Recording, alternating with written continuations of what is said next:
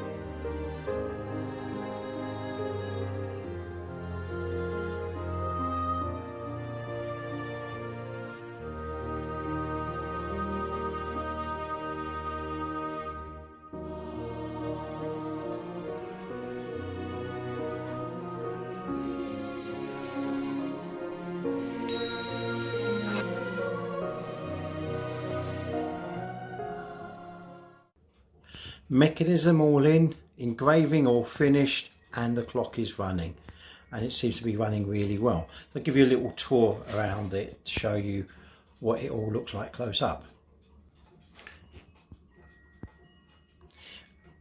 As you would have seen in the last video that I posted, the ceramic dial was, or the enamelled dial, I keep calling it ceramic, well, it's a ceramic, was quite badly damaged, and it's now all, it looks pretty good, to be honest with you. We had quite a severe damage at number 3, practically invisible. You've really got to look for that. And at number 12, number 12, there were quite a few faint lines, fractures, where you can still see some of the fractures there, which I couldn't really clean out. I've left them as they are, but I've repaired the damage, and that is running very, very well. The only thing is missing is that little bezel that goes on the key there. I've ordered them. I'm waiting for them to come, and I'll fit that back in.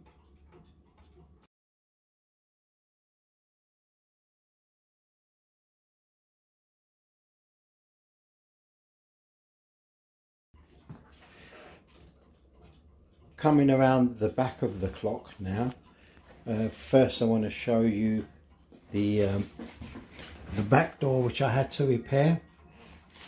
And as I say, you would have, in one of my previous videos, seen a giant U-shaped dent there, which I've managed to panel beat out as best as possible. Still, you know, there's something, the light's in the way, but it's still slightly visible, but again, it's not the end of the world considering the situation it was in when I first got the clock. And opening it up, let's put an extra light on so you can see a bit more of the mechanism.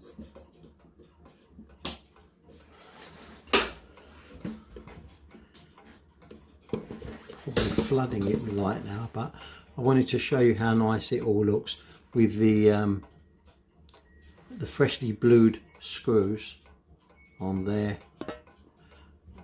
and it really is running lovely. So there we go.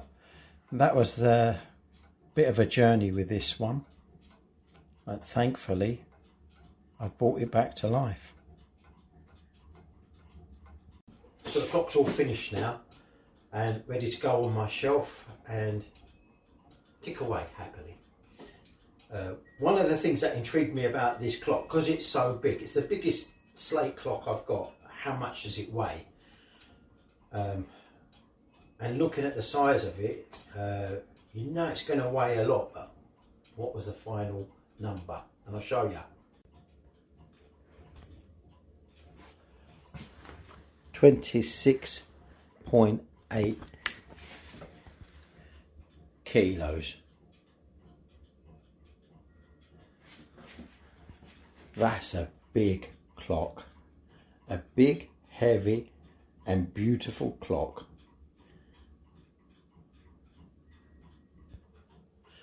So, parcelforce and mailboxes.com, sod you. I brought this back to life.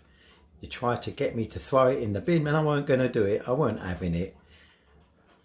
This thing is going to sit on my shelf for many years.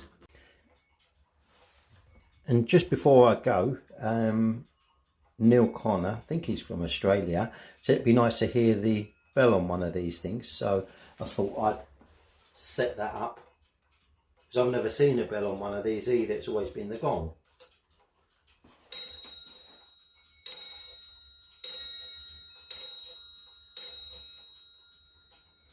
And there you are. A small sound from such a big clock. Hope you enjoyed the video. Please subscribe and like, and look forward to seeing you on my next one.